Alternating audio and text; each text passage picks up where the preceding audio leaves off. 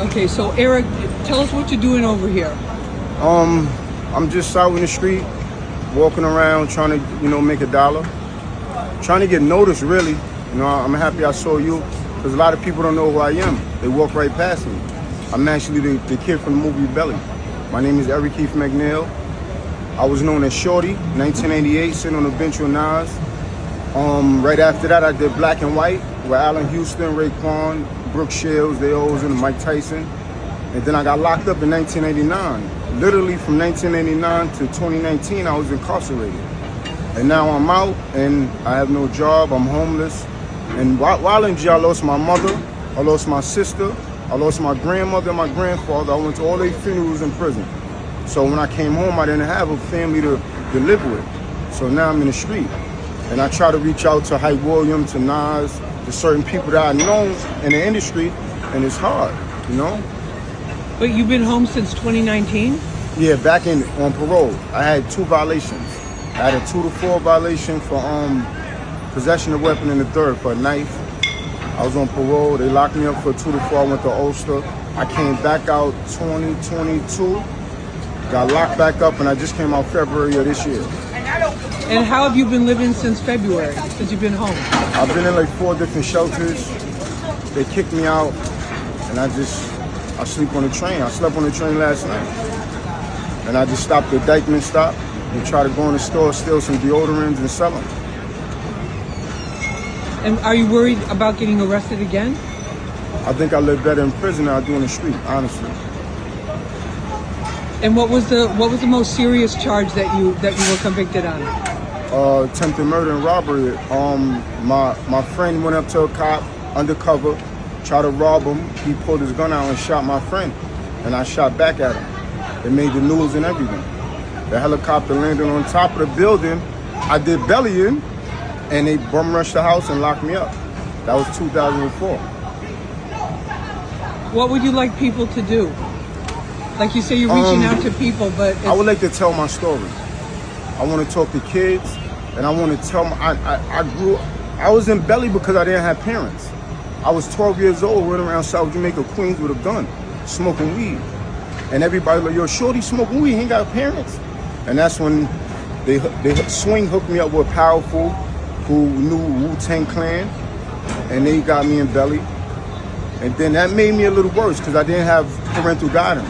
So now I got hood status.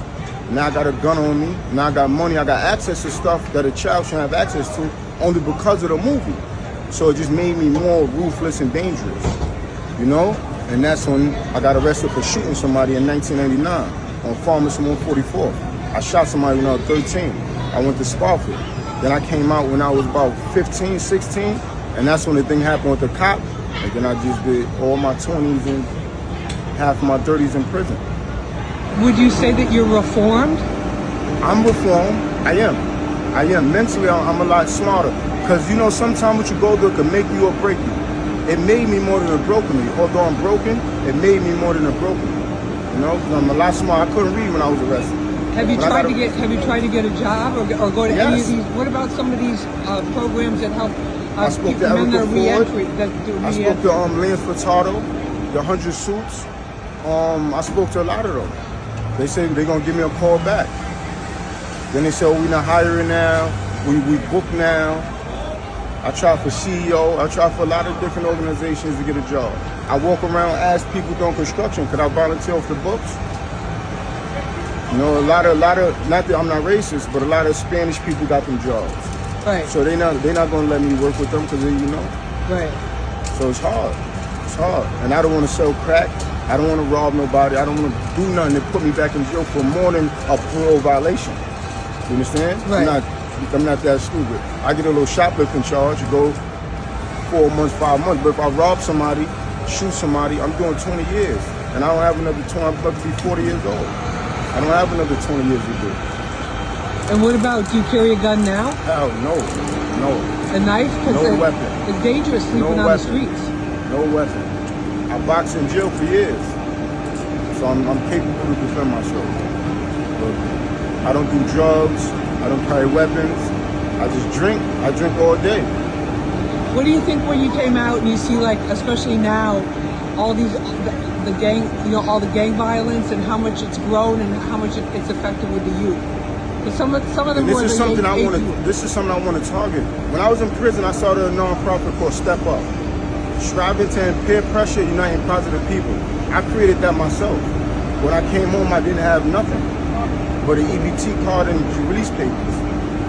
I wanted to talk to kids about that because if there's no leadership. When I grew up, I had the 5%ers, and they taught me how to read this book. You want to smoke weed? Read this book. You want to do this? Do this. Something educational. Now they don't do nothing. They listen to the drill music. Everybody looks the same, do the same, and no one chasing a facade. Because reality's going to hit you.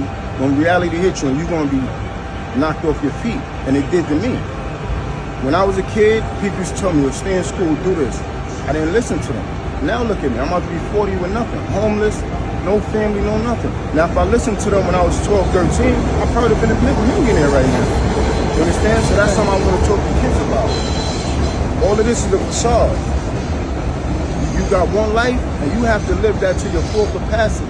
Right. And that's not chasing this out here. And that's what I want to talk to kids, especially me being who I am. Yeah, listen. Oh, you did, like Bobby Smurda. He always talk about me. Yo, the little kid from the movie made me smoke weed. So if it impacted Bobby Smurda, imagine how many other kids watching me on that bench and want to pick up a blunt or pick up a gun. Right. But do they know what I went through after that? Right. And that's what it what I did to your wanna life, and what in reality it did to your life. That's what I want to talk to them about. Well, thank you for talking with me. You're welcome. I appreciate it. I respect you and love you, Miss Evans. Thank you so much. Thank you so much. You're welcome.